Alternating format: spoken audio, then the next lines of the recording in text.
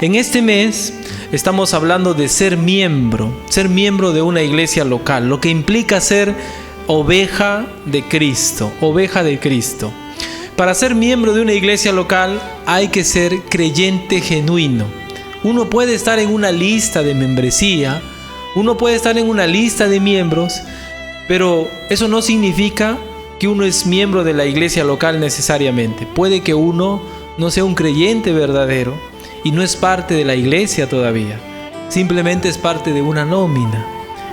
Lo que debe respaldar nuestra vida, lo que debe respaldar nuestra seguridad de que somos miembros de una iglesia local, no es que mi nombre esté en la nómina, sino mi vida, principalmente. Mi vida debe respaldar, tu vida, nuestra vida debe respaldar lo que profesamos, hermanos. Y si en estos días vamos a tratar de hablar de ese punto, pues, de animarnos a reflexionar en nuestra conversión. Y en la mañana estábamos mirando que cuando uno escucha el Evangelio no llega a nuestra vida en una manera insignificante. La Biblia dice que el Evangelio es poder de Dios, y poder significa que transforma, que cambia. Así que lo que se espera cuando el Evangelio llegó a tu vida es que haya cambio, como si una bomba hubiese llegado a tu vida. Esa es la idea del Evangelio. Dunamis, dinamita. Entonces, si en nuestra vida no hay cambios, ¿qué debemos suponer? ¿Qué sería la consecuencia lógica, hermanos? Miren, no se trata de haber salido al frente, de haber levantado la mano, de haber salido llorando. Se trata de que en nuestra vida haya cambios. Si en nuestra vida no hay cambios, si nosotros seguimos siendo los mismos años tras años, debemos de reflexionar si en verdad hemos creído en el Evangelio. Al final el beneficio es para uno. Si uno se asegura y dice, no, me doy cuenta que mi vida no acompaña lo que digo. Mis hechos no demuestran lo que digo que soy. Al final el beneficio va a ser para usted. Porque si usted no es creyente, ¿a dónde va a ir? Claro, nos vamos a gozar todos, nos vamos a poner contentos todos de que seamos buenos creyentes. Pero todos, usted es el que gana más. Claro, todos ganamos, ¿no? Yo quisiera tener más creyentes aquí. Pero usted gana más porque usted va a estar convencido por su vida, por sus acciones, que usted es un creyente genuino. Y eso es lo que espera Dios y lo que nos dice Dios en su palabra. Si en verdad el Evangelio ha llegado a nuestra vida, debemos estar cambiando, transformando nuestra vida. Principalmente en la relación con el pecado. Somos hijos de Dios. Jesús les decía a aquellos que lo querían matar: vosotros sois de vuestro padre el diablo, y los deseos de vuestro padre queréis hacer. Eran hombres malos, pues, si querían hacer obras malas. Entonces ellos querían pecar contra el Señor Jesucristo. Y el Señor Jesucristo dice: una vida caracterizada por el pecado implica que uno todavía sigue siendo hijo. ¿De quién? Del diablo. No, nosotros somos hijos de Abraham. No es así. Nuestros hechos, nuestras acciones, nuestras actitudes, nuestra vida tiene que acompañar nuestras palabras. Nuestras palabras. Y yo cada día más, hermanos, me convenzo, por ejemplo, en lo que cantamos. La adoración siempre tiene que ir respaldado de la vida de uno, para que le agrade a Dios. Vamos adelante, vamos sin temor, vamos a servir a Dios. Pero si solo lo cantamos y no hay una vida que está respaldando eso, está mal, no está bien. No es que no debemos de cantar, debemos de cambiar, debemos de poner la vida que lo respalde esa palabra. Algunos en mayor, otros en menor medida, pero siempre debemos apuntar a que nuestras acciones sean consecuentes con nuestras palabras. Claro, no somos perfectos. Podemos tropezar, pero no vamos a vivir en ello, ¿verdad? No vamos a vivir en el pecado. La característica principal de los hijos de Dios es luchar contra el pecado. Dice que un día la tierra va a ser liberada de la esclavitud de corrupción, la maldición por el pecado. La libertad gloriosa de los hijos de Dios va a ser manifestada en ese momento. ¿La libertad de qué? Vamos a tener cuerpos transformados, cuerpos sin pecado. Hoy en día, la mayor evidencia de un creyente siempre será, la mayor evidencia de que uno es hijo de Dios siempre será la batalla contra el pecado. Y si nosotros no estamos haciendo ese esfuerzo y persistimos e insistimos por solo nuestras palabras, sin haber hechos que acompañen nuestra vida, que somos creyentes, entonces nos estamos engañando. Efesios 5:1 nos quedamos en la mañana. Busquen por favor, ahí retrocede un poquito los que están con la diapositiva. Efesios 5:1.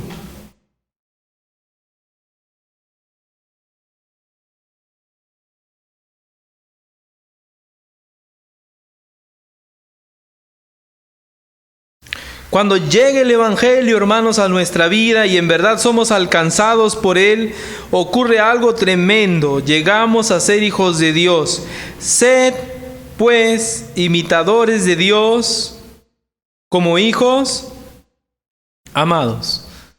Y la verdad que ese pasaje habla de tratarnos entre nosotros, de cómo debemos vivir. A partir de ahí comienzan los famosos versículos que debemos ser llenos del Espíritu Santo, debemos sujetarnos a nuestras autoridades, debemos obedecer a nuestros padres, someternos en el hogar, etc. Todos esos versículos aparecen de allí. Una vida diferente, una vida que demuestra que somos hijos de Dios. Por nuestro propio bienestar, por nuestra propia tranquilidad.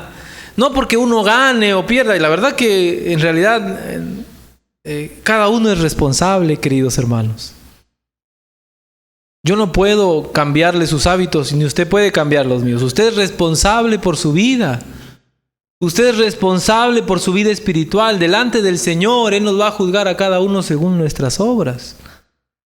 No según lo que hizo el otro, lo que no hizo el otro. Usted no va a poder decir, es culpa de ese hermano, de esa hermana, es culpa de tal, de cual. Es nuestra responsabilidad crecer espiritualmente.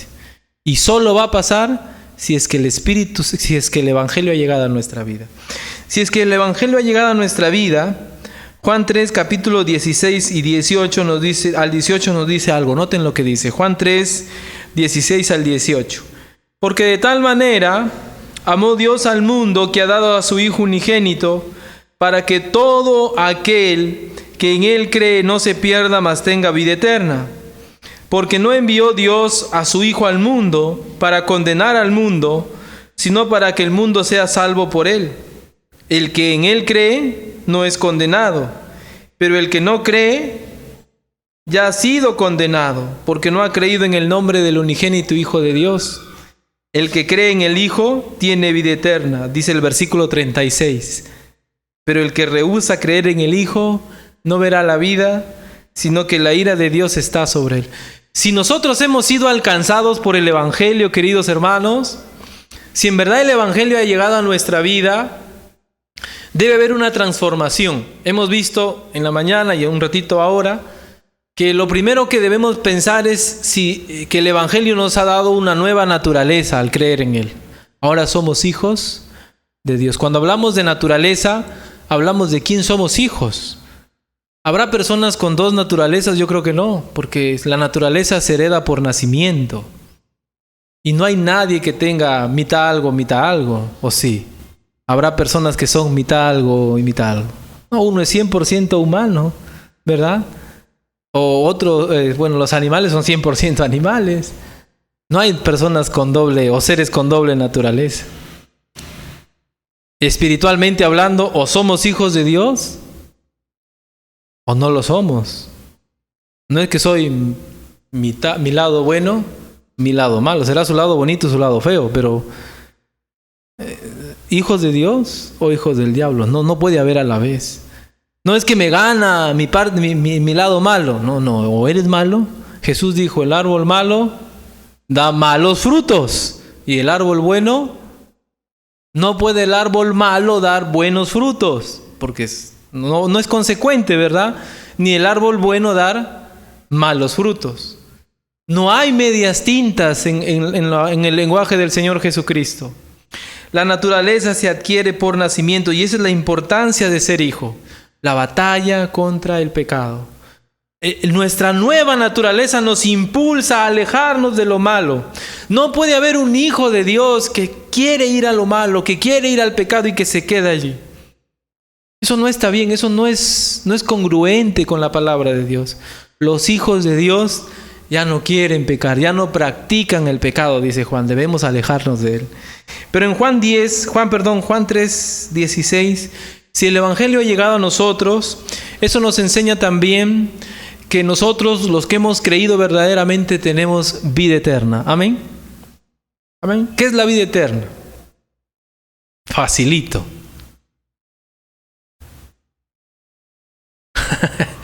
¿Qué es la vida eterna?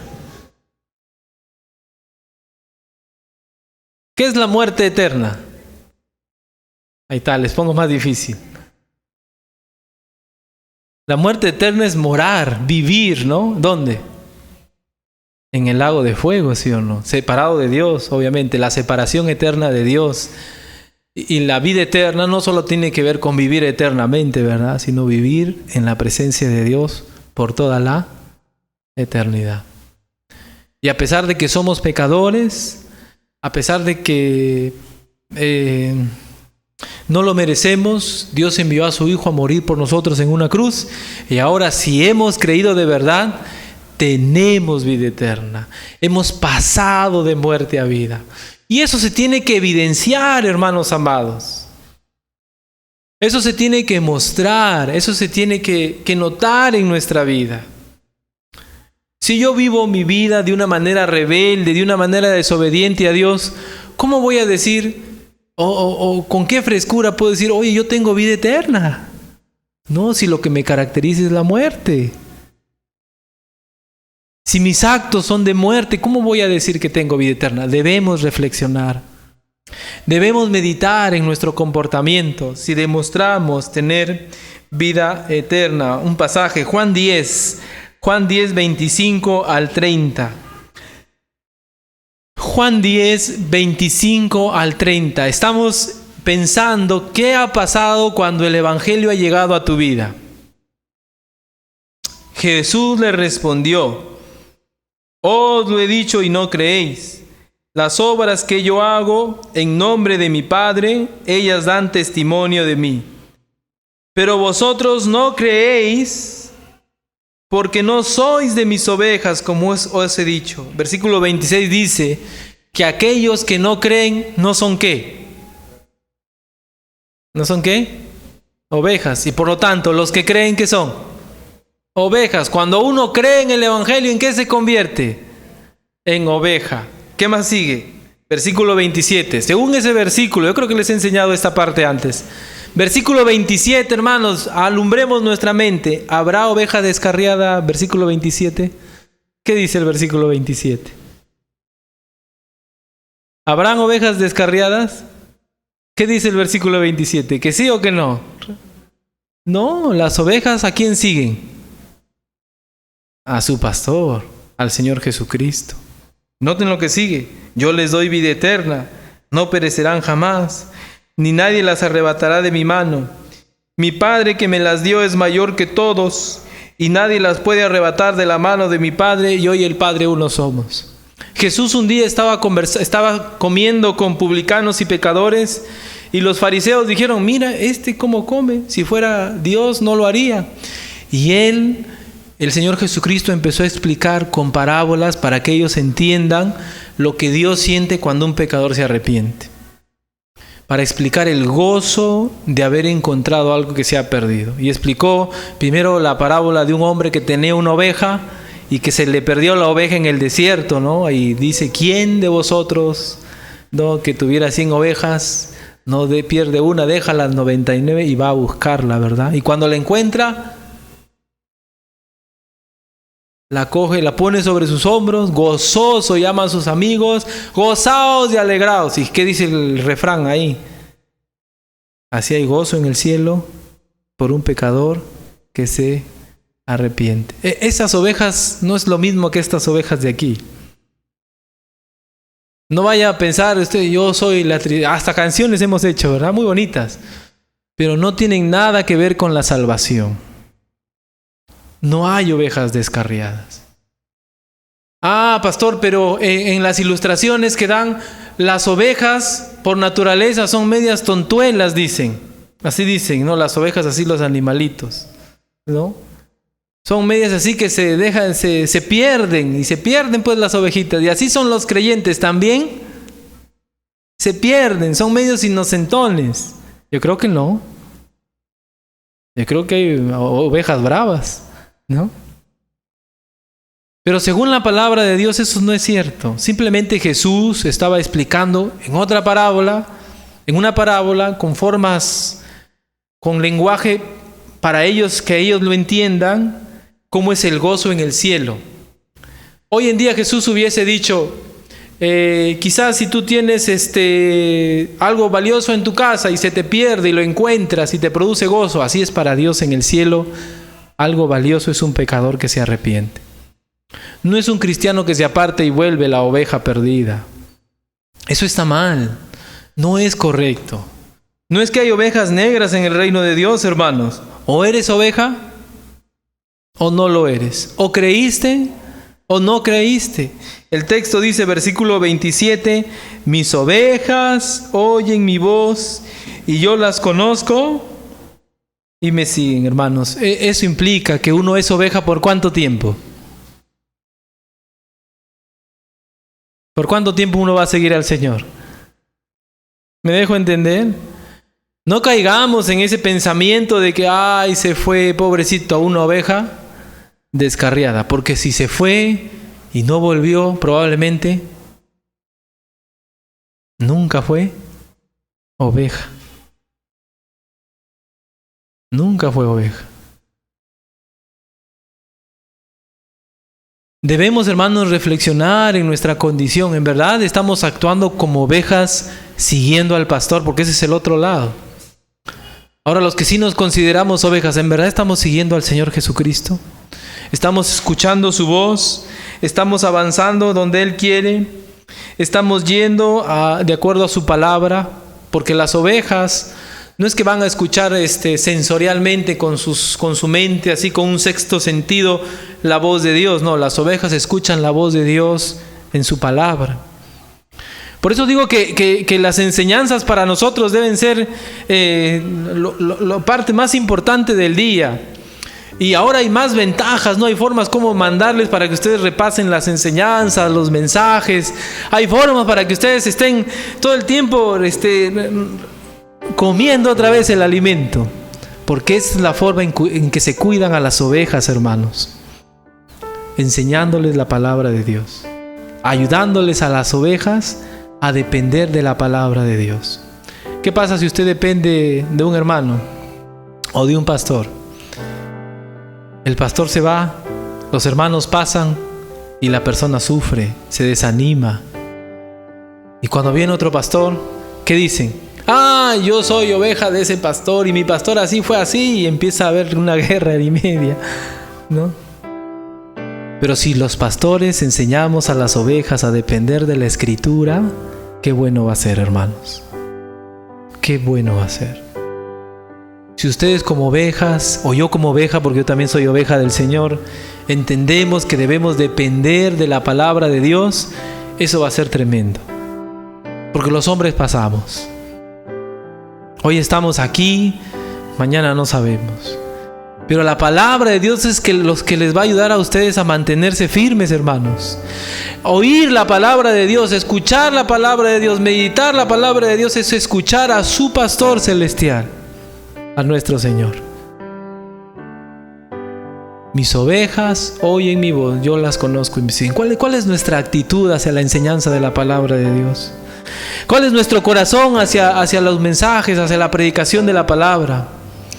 ¿Con qué corazón nosotros recibimos lo que se nos enseña, lo que se nos propugna, lo que se nos da en el discipulado, en las clases, en las predicaciones? Cómo nosotros recibimos, hermanos, la exhortación que viene de la palabra de Dios, indica mucho de qué clase de ovejas somos. Estamos siguiendo al Maestro. Nunca lo vamos a poder hacer bien si es que nosotros no nos aferramos a su palabra. Yo quiero animarles, amados hermanos. Si el Evangelio ha llegado a nuestra vida tiene que demostrar cambios. Si el Evangelio ha llegado a nuestro ser, en nuestro ser deben haber cambios internos como los que vemos. Somos hijos de Dios, tenemos vida eterna, somos ovejas del Señor, pero eso tiene que evidenciarse en acciones. En acciones. Y orar por aquellas personas que tienen un entendimiento cegado. Yo asisto años a la iglesia, no hay cambios en mi vida, no hay obras que atestiguen, que aseguren mi salvación. Sin embargo, porque dije algo, porque sentí algo, porque hice algo en ese momento, entonces digo soy salvo, o porque estoy en una lista de miembros. No es así. Qué bueno si estás en la lista de miembros, no bien te animo si es que no lo estás, ¿no? A que puedas tomar los pasos respectivos. Pero más allá de la nómina, que es importante y que es necesaria, esa nómina debería reflejar los que somos creyentes verdaderos.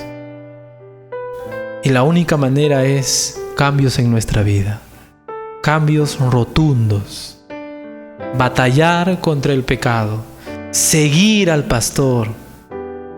Esos deben ser, por lo menos esos cambios deberíamos notar. Vamos a ponernos de pie, hermanos. Inclinemos nuestros rostros para orar. Nuestro Dios, sabemos que aún con todo somos pecadores y podemos, Señor, nuestra tendencia puede ser a desoír, no escuchar. Nuestra costumbre, Señor, puede llevarnos al desinterés en cuanto a tu palabra, y Satanás está ganando ventaja en esa parte. Señor, nosotros confiamos mucho en tu palabra. Sabemos que tu palabra es crucial para nosotros. Es nuestro alimento, nuestro sostén. Dependemos de ella para poder seguir a nuestro Señor de una manera correcta. Pero ¿cuántos de nosotros, Señor, nos hacemos llamar ovejas tuyas, pero no seguimos tu palabra, ni la abrimos, ni la trazamos, ni la leemos, ni la meditamos? ¿Cuántos de nosotros proclamamos ser ovejas tuyas, pero estamos viviendo en el pecado, estamos alejándonos de ti? ¿Cuántos de nosotros hasta bromas hacemos, Señor, de nuestra triste condición espiritual? Padre, debe haber evidencias, debe haber fruto en nuestra vida de nuestra verdadera salvación. Debemos estar batallando contra nosotros mismos, priorizándote a ti. Esos deben ser frutos en nuestra vida. Debemos poner primero tu palabra. Ayúdanos, Señor, si es que somos hijos tuyos, a batallar contra el pecado que mora en nosotros. Si es que somos creyentes, a seguir a nuestro pastor, seguirlo a través de su palabra, oh Dios. Gracias te damos, Señor, por este tiempo. Y si hay alguien, Señor, que reconoce sinceramente delante de ti que no es creyente, que se arrepienta, Padre. Está a tiempo. Él va a ser el principal beneficiado. Va a tener vida eterna. Va a morar eternamente contigo. Pero si te rechaza, si rechaza a tu Hijo, nuestro Señor, va a estar condenado eternamente. Ten piedad, Señor, hazle ver, hazle entender, y que pueda esa persona venir a ti. Ojalá eso pase, Padre, en este tiempo. Gracias te doy, Señor, por este tiempo. Gracias por tu palabra. Ayúdanos, Señor, en el nombre de Jesús, nuestro Salvador. Amén.